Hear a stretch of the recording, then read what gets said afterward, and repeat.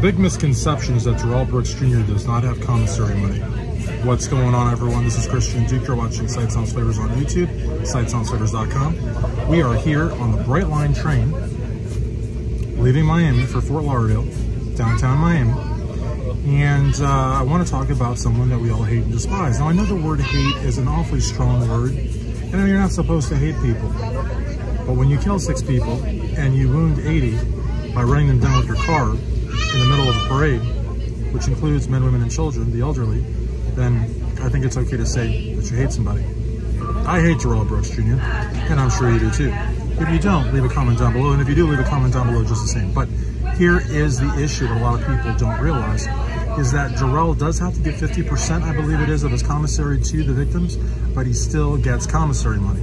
A lot of people do not realize this. They think that he's living on the 2 hots and the bag lunch and that's it. When in reality, he's probably getting a lot of summer sausage. He's probably getting a lot of potato chips. He's probably getting a lot of kosher dill pickles. He's probably getting a lot of those things. And the reality of the matter is that I don't know who's putting the money in his account. I'm sure Dawn's probably talking to him daily on the phone. You know that she is. A lot of people believe that Dawn is the one that was coaching Darrell on all sovereign citizen stuff, because either she dated somebody that was into that or there was somebody that was into that in the family. But somebody was into it, because Darrell Brooks Jr. certainly didn't know about that. He was too busy making hit rap songs. You can check them out on SoundCloud. And it's crazy to me that those songs are even still available. It's crazy to me that Ease Off Entertainment or Ease Off Productions signed him. I don't know if that's just his own personal record label or a label actually signed him. Of course, they didn't know what he was going to do later. But it's just shocking to me that this music is still available. And is it shocking to me that it'll still be available in a year, 2, 3, 4, 5? No, because people are going to make money off of this guy. That's what a lot of people refuse to understand. He's got about, it's not just the business. He's got like 7 or 8, I think he may even have 10 songs. And they have those really, really cheesy effects. But it is rap. He is, you know, busting rhymes, and he does have some production work on there. So these are songs that could potentially get redone by a bigger artist. These are songs that could be re-released, that could be packaged. People making money off the tragedy, the calamity, the horrors that this guy committed. Do I put it past somebody making money off of that? Absolutely not. We live in a society where some of the most heinous serial killers, Bundy, Ramirez, Gacy, you know, Rawlings, they all had groupies. They all had people that not only were lining up to send fan mail, pictures, presents, putting money in their commissary, but even women that wanted to marry these guys. Let's not forget Sandra London, a you know, crime novelist. Sandra London dated, well, she dated Danny Rawling and she married Danny Rawling, but before Danny Rawling, she also dated, I think, Kemper, or she dated another serial killer.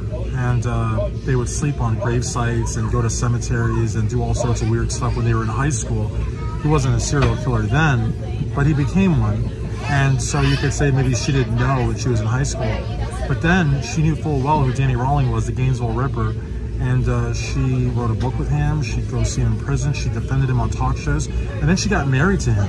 So the reality of the matter is that if serial killers have any number of women that want to marry them, you can only imagine how many nutcases, psychos, degenerates they have that are all too ready to put money into their commissaries. And again, Darrell may not be able to ever get out of prison, but he has access to a phone. Let's not forget all the times he called Erica Patterson from prison, trying to get her to recant, trying to intimidate her from not taking the stand. So he may not be able to get out, but I believe he has access to email. I believe he has access to a phone. And he's got a lot of people on the outside who he can ask to do favors for him, and they'll do it. So again, don't be so surprised that he has commissary money, and don't be so surprised that he's gaining weight. He's gaining weight not because he's eating SOS or because he's eating powdered eggs. He's gaining weight because he's eating a lot of high-calorie food, more than likely, expensive high-calorie food, probably stocked by Aramark or whoever it is at a 200% markup. But he's getting it, and the victims are getting the other half. But you know, he's gonna have all the commissary items that he wants, including coffee, which in a lot of facilities, from what I understand, we've got a lot of CEOs now that are writing, and I appreciate that, because your insights I could never get. I mean, I don't care how many, you know, I watch After Prison Show, and I watch, you know, whatever. It doesn't matter what YouTube channels I watch. I will never get the perspectives of a CO ever. And I'm just so flattered, so honored that COs and police officers, both retired and active duty, are leaving comments, because, you know, your insights are invaluable. But the reality of the matter is that, you know, he can get a lot of things done for himself in and out of prison. You know, coffee is the new cigarettes, it's a new commodity, legal. I'm sure there's illicit drugs in there as well, but I'm talking about legal things that he can use to barter services and barter favors in and outside of the facility.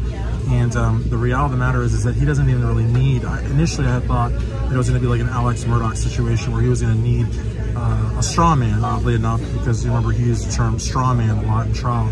But I thought he was gonna need a straw man to receive commissary funds and then divert them to him illicitly. But he doesn't need to do that, because even if half of everything he gets goes to the victims, he's still gonna have a mountain of money coming in from these deranged people, his fans, his friends, whatever. And it's just, you know, it's just mind-boggling to me, because, you know, he's not gonna work. A lot of the COs that have written in have said he's in some sort of protective custody. And because he's in that status, he's not going to work. He's never gonna, like, make license plates. He's, of course, never gonna be trusted to pick garbage along the side of the road. You guys think that that's like a, you know, something to look down upon. It's not. It's actually, from what I understand, again, COs, correct me if I'm wrong, but it's actually given to prisoners that are trusted, because again, there's a very high likelihood that they can escape, they can hurt staff. So the fact that they're out there picking garbage, you know, so close to everyday citizens driving by is a huge, huge level of trust. He's not going to do that. So, you know, he's not going to work folding laundry. He's not going to work in the cafeteria. He's going to, you know, always be a target to prisoners maybe wanting to make a name for themselves, maybe trying to do right by the victims. You know, so he's going to be in protective custody, you know, and maybe that's why that one person left a comment saying that she's friends with a nurse that works at that facility, and he's always in medical because he's always complaining about some sort of an ailment. Maybe medical is like, you know, the spa for him, you know what I mean? I don't know.